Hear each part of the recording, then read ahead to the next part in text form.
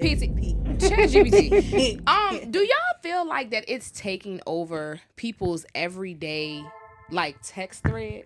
I feel like I'm reading things and seeing things. I'm like, Chat wrote that. We so unemotionally connected to sometimes people or to our words. We use it in that aspect to be like, or how can I show this person that I care, but I don't know how to put it in my words. Like I use ChatGPT all the time, but it's for me building my businesses. Like my Correct. personal life, Yeah. I'm not talking to no computer because I gotta go through my emotions and my pain Right. and what I'm feeling for real. And I was saying Bree should speak more because she will speak to her body of people. Me and Troy gay will people. speak to our. Free. Go ahead.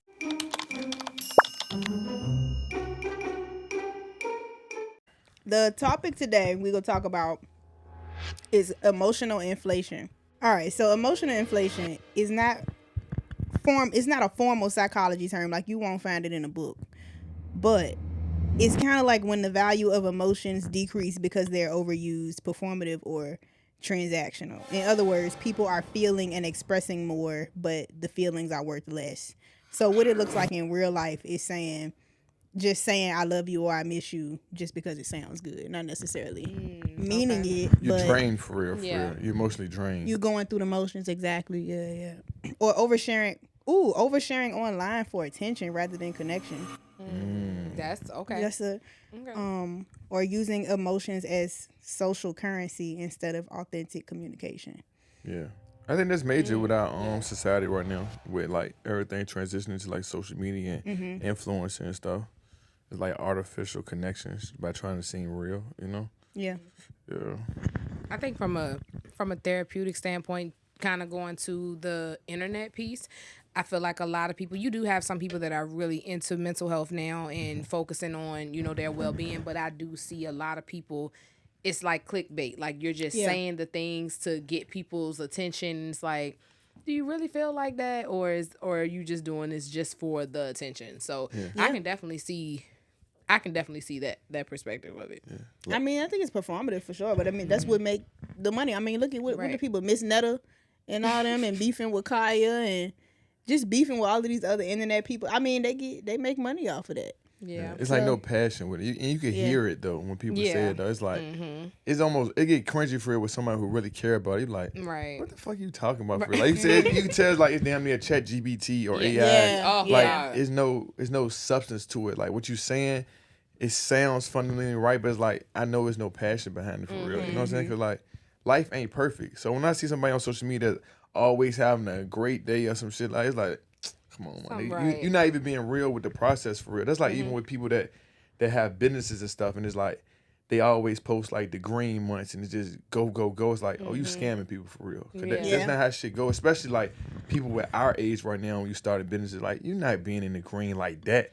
You know what I'm saying? Yeah. People down there be scaling like they show like down there 300% profits. Like Yeah. it's some back end to what you're doing right now. And it's like you selling a dream to people for real. Yeah. And that's why I don't be liking for real. This might be off topic, but like, do y'all feel like that ChatGPT? I say this wrong. I put a B in that every time. It's P. It's ChatGPT. GPT. PT. ChatGPT. Do y'all feel like that it's taking over people's everyday like text thread, like the way that they're talking? Like, Text thread? not so much text thread, but like Like their captions. I feel like I'm reading things and seeing things. I'm like, Chat wrote that. Like for my birthday, y'all. Like I'm a birthday message long person. Yeah. I got Chat GPT messages for my birthday. I know I did because people that are not. You know who you are. And you know who you are. Like it was like the italics, the dash, the bold. Yeah. It's like copy and paste. Like, the girl, picture. you did can not. You don't even tell. talk like that. And I guess for me, because I'm a long message person, like I've always been that girl. And so it's like everything that I'm seeing, from captions to emails to text message, like it's like everything, we are literally just putting everything in chat and just letting it do like are we losing the authenticity, or is it becoming lazy? Like in my day-to-day life, I do my absolute best to not throw messages and heartfelt things that I'm trying to send to people in chat. Yeah. I think that's the difference between people using the tool I think like drifters use it Yes. for their everyday life. Like I use ChatGPT all the time, but it's for me building my businesses. Like my Correct. personal life, Yeah. I'm not talking to no computer because I gotta go through my emotions and my pain Right. and what I'm feeling for real. So I feel like it is dependent on the type of person you are. For real, like we all like we go getters and stuff. We're not drifters. We don't just go with what's going along. Right. You know what I'm saying? Yeah. We use things to help us out. Correct. But I feel like people that's like drifting, just like used to being consumer based type stuff, they're going to use that for that. You know what I'm saying? It's a tool, you know? Yeah. Yeah. So we can't get mad at them because they consume everything else for real. Just another thing they consuming and putting out for real. Yeah. But I mean, to answer your question, yes, it is replacing the emotional Yeah. piece of people. Because people that don't know how to communicate, they could just put in ChatGPT like, hey, make this sound better.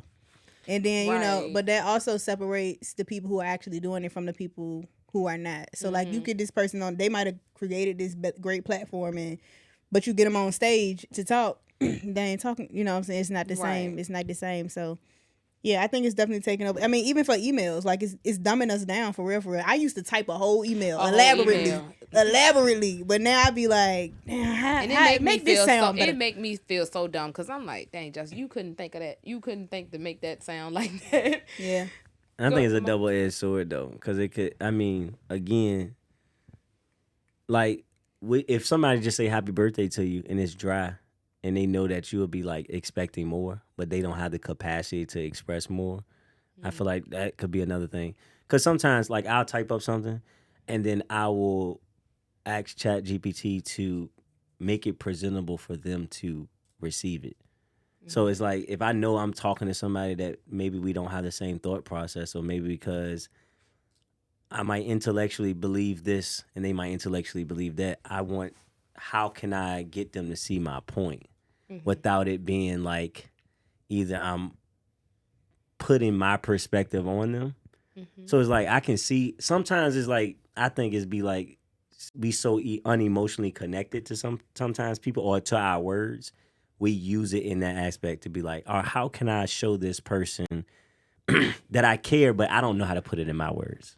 So I think sometimes that be it. Because it's like when we do our captions, it's like, do I want to be dry and just say, oh, it's the uncomfortable truths and this, then and this, and then it's like it doesn't have any substance. yeah, Right. But somebody that thinks like you would be like, oh, I know what they saying. But then, okay, what about the general masses? Like me and Troy had this conversation, and I was saying like, all our perspectives are different, right? And I was saying Bree should speak more because she will speak to her body of people. Me and Troy gay will people. speak to our. Free. Go ahead. sorry. You are Lamar Johnson. Go ahead. I don't even know how you follow up with that. No, I won't say. Let me tell you something. I was not talking about the community. Let's make that clear. I'm just saying, Like, like, get you canceled, Lamar. yeah. Right. Let's clear You don't that fuck up. with the gays? You Nah, let's clear that don't up. fuck with the You will be gays? Piggy will be shut down. Because No, that's not what I'm saying. I'm just saying, like, you know how, like, I mean, I feel like, and it's hard, it's bad to say, but I feel like we all in categories. So, like, how y'all don't understand street, me and Troy understand street. Correct. So it's kind of like, all right, our perspective is a little different because how common we think we are uncommon to the other side. So it's like 20% of people might actually know what the streets is, but we so familiar with street people, it's common to us. But to y'all, it's like we only know but 20%. So that's why, like, perspective is everything. So it's kind of like when you don't speak, the perspective of what other people, the majority might think doesn't get said. So it's kind of like ChatGPT is making it common because it's okay. ChatGPT can express how street shit is, but they couldn't put the experience in it to make it have substance. You see what I'm saying? So it's gonna be hard for you to understand for ChatGPT to translate street shit than general knowledge shit.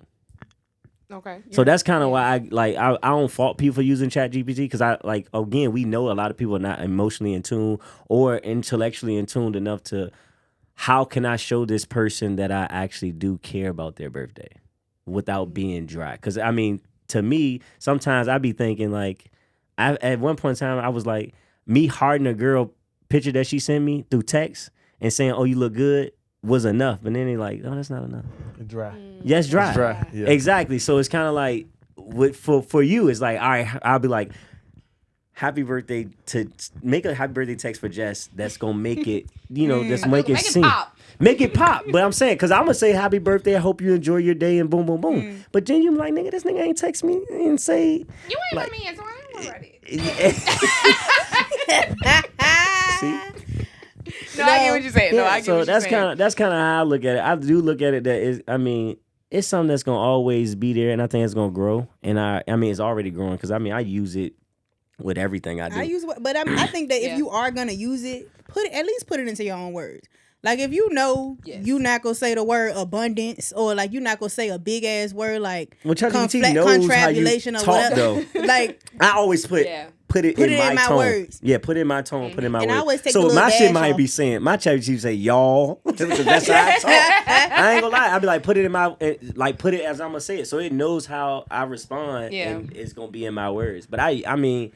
I'm not ready, and a lot of times I like if you send me a long text and I kind of don't really get. I'm gonna ask ChatGPT to analyze what you're saying, so then I can respond. Right. So it just depends. Yeah, I can't lie. I definitely did that, and I have done it too. Like on complicated, like I ain't gonna lie. Even in my relationship, like it was like a complicated message, and I was like, how can I respond to inflation. this where I'm like I'm responding to this, not taking away from what you're saying, but also not trying to like be super apologetic. Like I just couldn't That's get it. That's the same thing they doing for that birthday text. I'm telling you, because if you know somebody, you like, I know he gonna take this the wrong way if I say these words. So let's see if ChatGPT save my relationship. Yeah. That's just what it is. I mean, ChatGPT has sponsored the Mind Over Matter podcast because we definitely use them. We're using them right now. We use it for the clips. Right. Now with the clips. But we put it in our own words. Like I shorten it. If it writes something a super long caption, hey, shorten this, please. And they were like, do you want me to make it more snappier? Why, yes, I would. Actually, thanks for asking. And it do what it do. So yeah, I think. But it comes to question too is like, are we giving it too much information?